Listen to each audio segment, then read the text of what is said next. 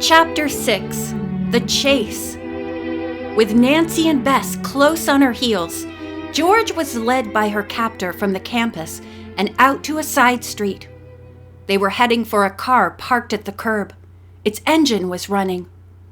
"That's the same car which was following George on the way to the hospital," Nancy said, recognizing the license number. "But there's a different driver," Bess said. As the masquerading Chi-Che and her escort approached the car, the driver called out in a worried tone, "No take! While you were gone, I phoned Ryle." Startled, George's captor let go of her, jumped into the car, and it sped off. Down the street, Nancy saw an empty taxi. "Come on!" she cried to Bess, and ran to the cab. As Bess jumped in with her, Nancy called out to George, "Go home and wait for us!" Then she ordered, "Driver, follow those two men who just left here." He started the taxi but seemed in no hurry to follow Nancy's order. Half turning in his seat, he asked, "What's going on here? You trying to date those guys?" Nancy ignored the remark and merely said, "It's very important that we find out where they're going. Please hurry." The driver shrugged and put on a little more speed. The chase took them onto the West Side Highway and downtown. As they reached the exit to Canal Street, the car ahead went down the ramp. The taxi followed. By this time, the suspicious driver of the fleeing car apparently had sensed that his car was being trailed. He made several turns, evidently trying to elude the pursuers. "Those men may be going out to the end of Long Island," the taxi man grumbled. "It doesn't make any difference where they're going. I'd like you to keep them in view," Nancy said. Bess sensed that the taxi driver was getting tired of the chase and probably was wondering whether he was going to get a tip large enough to warrant his trouble. Sweetly, she said, "Driver, you're wonderful. I've never ridden with anyone who could handle a car so well." The man beamed. "Thank you, miss. Not many people ever give me a compliment. They mostly complain." Now, eager to cooperate, he resumed the chase. As the taxi sped along Canal Street, suddenly the other car pulled up to the curb and stopped. The two men in it leaped out and ran at top speed down a side street. "Now what?" the girl's taximan asked, stopping behind the other car. "We'll go on foot from here," Nancy said. She glanced at the meter, gave the driver the fare and a generous tip, then jumped from the taxi. She and Bess dashed up the street. The two men they had been following were not in sight. "Why, we're in Chinatown, aren't we?" Bess exclaimed. "That's right," Nancy agreed. "Those men probably don't live here, so it shouldn't be too hard to locate them. Somebody may be able to tell us where they are." She and Bess went from shop to shop, making inquiries, but no one had noticed the two running men. Finally, Nancy was forced to admit defeat. "Let's try something else," she told Bess. "We'll ask about the man called Ryle." The girls inquired in the various stores and of people on the street if they knew anyone named Ryle. No one did. "This is certainly disappointing," the young sleuth remarked to Bess. "Well, our only chance of finding out who those men are is through the license plate of the car." Nancy was determined not to give up her sleuthing completely. "But at least, Bess, we can ask about Chi-Che soon," she added. "Let's try various places on Mott and Pell Streets." They had been at work on this project for nearly half an hour with no results, when Nancy came to a combination stationery, art, and knick-knack store. Bess joined her. "Remember the hand-painted dragon, Bess? I wonder if the owner of this shop might help us locate the place where the stationery and card were made." The girls walked in. First, Nancy asked the Chinese shopkeeper if he knew Chi-Che Soong. The man shook his head. "I am very sorry. May I help you in any other way?" Nancy smiled. "Perhaps you can. I see you sell stationery. Have you ever seen any with a small hand-painted dragon in the lower right-hand corner?" The shop owner opened a drawer and took out several sheets. "Is this what you mean?" he asked. When Nancy said yes, the man smiled and told her he was the artist. Nancy was excited by this information. "Do you paint this stationery for some particular person?"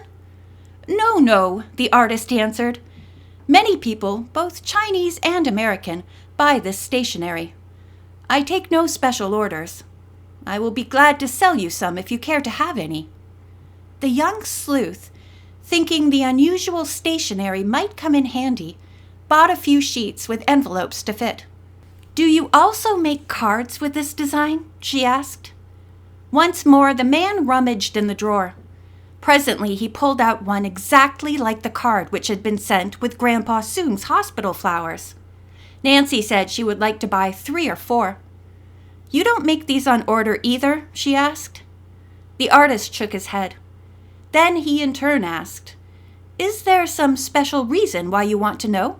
Nancy explained that a Chinese friend of hers had received a beautiful bouquet, but that there was no name on the hand-painted dragon card. The recipient was most eager to find out who had sent the flowers. "It's possible a man named Ryle is responsible," said Nancy. "Do you know anyone by that name?" "Ryle," the Chinese shopkeeper repeated. He looked into space for several seconds, then said, "A man named Ryle was in here several months ago with a friend. He did not buy any of this stationery or the cards. He was interested in selling me something." "Oh, you also buy Oriental objects from people who come in here?" Nancy asked, to draw him out. "Once in a while," the shop owner replied. "But in the case of Mr. Ryle, I must admit I refrained. He had some pieces of very fine jade with him.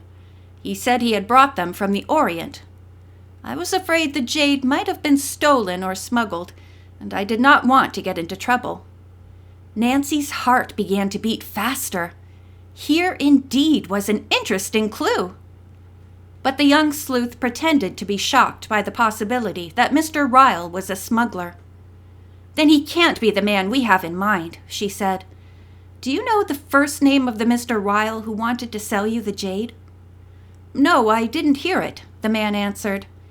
"The only reason I know his name is Ryle is because his companion called him that. The men haven't been in here since, so I know nothing more about them." "This man named Ryle, was he stout?" Bess queried, hoping to get more information for Nancy. "No, in fact, he was a small, slender man, but he looked very strong," the stationer replied. A customer came in just then, so Nancy and Bess took their leave. Out on the street once more, the girl detective said, "I think we've hit upon a real clue. This small, slender but muscular man we keep hearing about must be named Ryle. But is Ryle his first or last name?" "Good question," Bess remarked. "How do you spell it?" The girls walked back to Canal Street to hail a taxi. To their amazement, the car in which the 2 suspects had driven to Chinatown was still standing there. "I think I'll phone the police about this," Nancy told Bess. She went into a drugstore and called Captain Gray. Without revealing anything about the mystery surrounding Chi-Che, Nancy said she had picked up a clue which might lead to the man who had attacked Grandpa Soong. She mentioned the parked car and its license number. "I'll look into the matter at once," the officer promised. Nancy had a hunch that the car had been abandoned, so there was little point in waiting for the 2 men to return.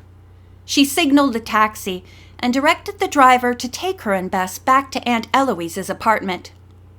Meanwhile, George had been having an adventure of her own. Right after Nancy and Bess had driven off in the taxi, a Chinese girl, carrying an armful of books, had rushed up to her. She had spoken excitedly in what George assumed was Cantonese, but the only words George could distinguish were Chi-Che. Did the girl think she was Chi-Che, or had she seen through her disguise? Suddenly, the Chinese girl, frowning, looked more closely at George. Then she laughed and in English apologized. "Oh, I thought you were a girl I know named Chi-Che Soong. My, how much you look like her. I stopped you because I heard Chi-Che left her job at Stromberg's bookshop. I wondered if I could get it.